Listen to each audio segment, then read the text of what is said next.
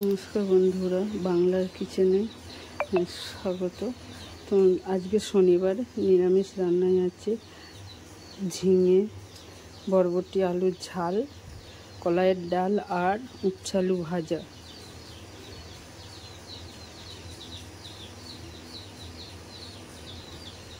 সবজিগুলো ভাজার জন্য কড়াই আমি পরিমাণ মতো তেল দিয়ে দেবো। পরিমাণ মতো তেল দিয়ে দিয়েছি।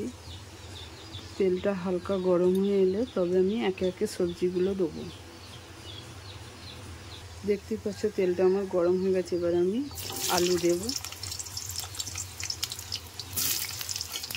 আলুটা কিছুক্ষণ নেড়ে চেড়ে নেওয়ার পর একটু 15-20% ভাজা হলে আমি সবজিগুলো একে একে দিয়ে একসাথে ভাজা করব।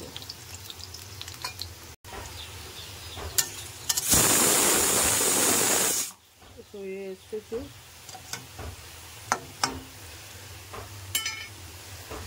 এবারেতে আমি ঝিঙেগুলো দিয়ে দেবো।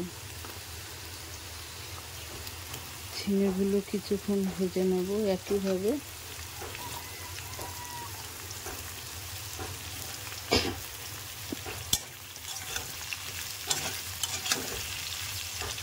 সবজি থেকে যে জলটা বেরোবে সেই জলে আমার তরকারিটা পুরোপুরি রান্না হয়ে যাবে। যেহেতু আমি 50-60% আলুটা ভেজে নিয়ে সিদ্ধ করে নিয়েছি, তেলেতেই ভাজা আমার সিদ্ধ হয়ে গেছে। এবার এতেই আমি বরবটি কুটে রেখেছি, সেই সবজিগুলো ভাজতে ভাজতেই আমার পুরো সবজিটা সিদ্ধ হয়ে যাবে।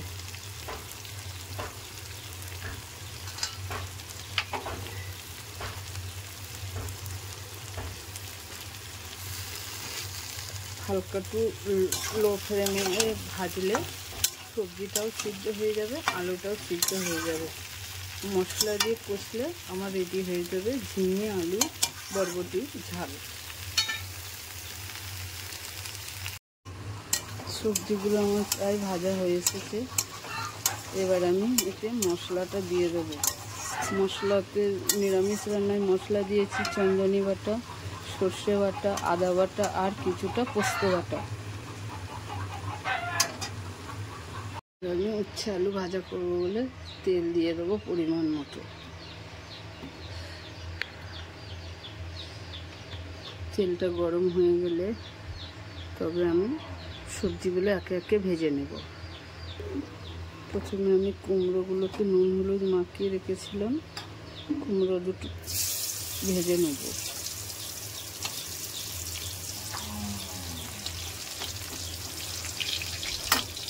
কুমড়োগুলো ভাজা হোক। কুমড়োগুলো আমার ভাজা হয়ে গেছে, এগুলোকে এবার আমি তুলে নেব। কুমড়োগুলো তুলে নিয়েছি। এবার প্রথমে আমি উচ্ছেটা দিয়ে একটু নেড়ে চেড়ে ভেজে নেব।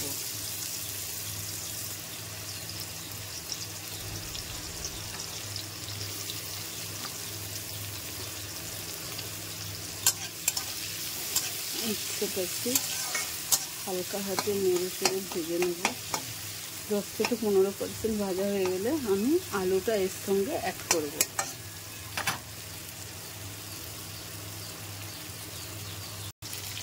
দেখতেই পাচ্ছ উচ্ছেগুলো আমার 10-15% ভাজা হয়ে গেছে। এবার আমি আলুগুলোকে অ্যাড করে দেবো।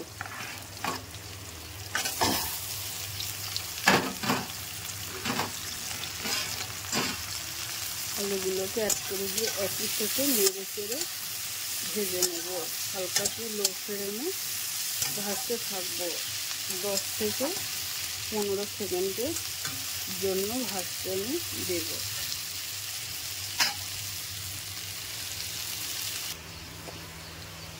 উচ্ছে আলুগুলো আমার ভাজা হয়ে গেছে, নামিয়ে নেব।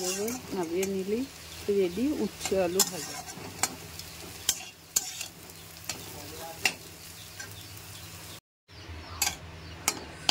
সরি বন্ধুরা, আমি 2-3 টেবিল চামচ সরিষার তেল দিয়েছি, 5 ফোড়নে দিয়েছি 5 ফোড়ন, শুকনো লঙ্কা আর তেজপাতা।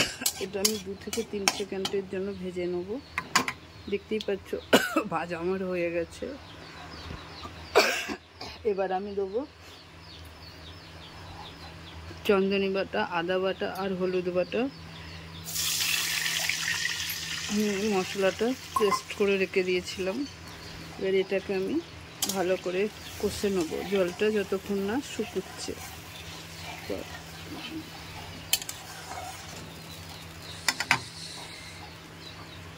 মশলাটা ফুটে উঠলে তবে আমি কলাইয়ের ডালটি দেবো।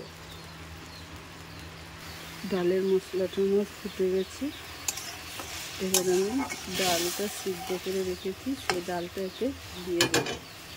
ডালটা সিদ্ধ করার সময় আমি পরিমাণ মতো নুন, সরিষার তেল আর কাঁচা লঙ্কা দিয়েছিলাম, যাতে তাড়াতাড়ি সিদ্ধ হয়ে যায়।